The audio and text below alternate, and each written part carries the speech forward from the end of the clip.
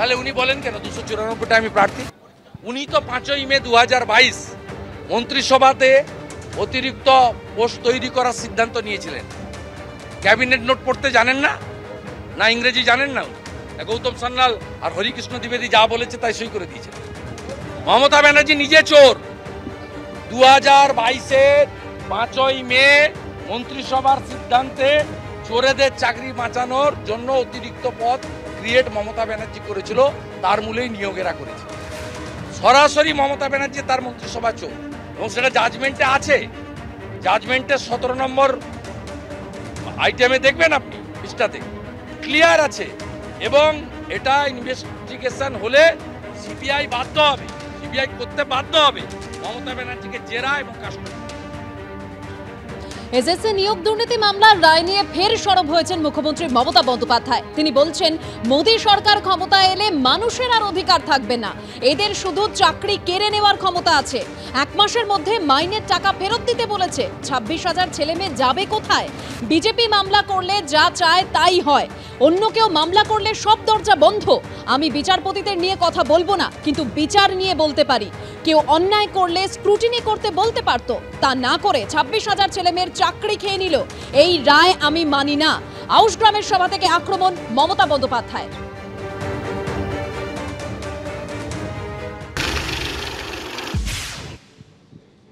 নিজেরা চাকরি দেয় না, আর আমাদের সরকার যখন চাকরি দেয়, কোন ডিপার্টমেন্ট কিভাবে চাকরি দেয় সেটা সেই ডিপার্টমেন্টের ব্যাপার, আমি ইন্টারফেয়ার করি না।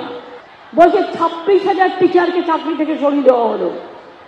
আবার বলছে 1 মাসের মধ্যে 12% সুদ দিয়ে তাদের সব টাকা ফেরত দিতে হবে। যারা কালির কলমে এই দাগ কাটছ, আজ যদি সারা জীবন সরকারি চাকরি করার পর আপনি যে টাকা পেয়েছেন সেই টাকা যদি আপনাকে ফেরত দিতে বলা হয়, পারবেন দিতে? আমার হাতে এখনো 10 লক্ষ এক্সট্রা চাকরি আছে শুধু সরকারি দপ্তরের, মনে রাখবেন।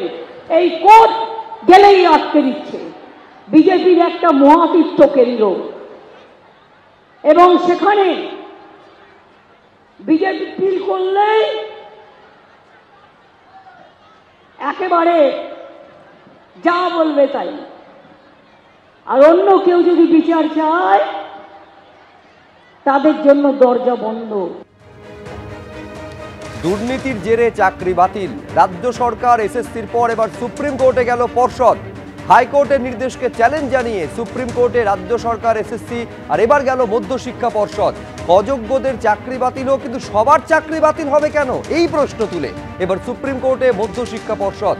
হাইকোর্টের নির্দেশে চাকরিহারাদের কি নতুন করে পরীক্ষা দিতে হবে, নাকি পুরনো ওএমআর এর পুনর্মূল্যায়ন করে যোগ্যদের চাকরি দেওয়া হবে? মামলাকারী আইনজীবীদের এই পরস্পর বিরোধী ব্যাখ্যা ঘিরে তৈরি হয়েছে দ্বন্দ্ব। কমিশন কেন অযোগ্যদের বরখাস্ত করল না? এসএসসি এবং রাজ্য সরকারের ভূমিকা নিয়ে প্রশ্ন চাকরিহারাদের একাংশের।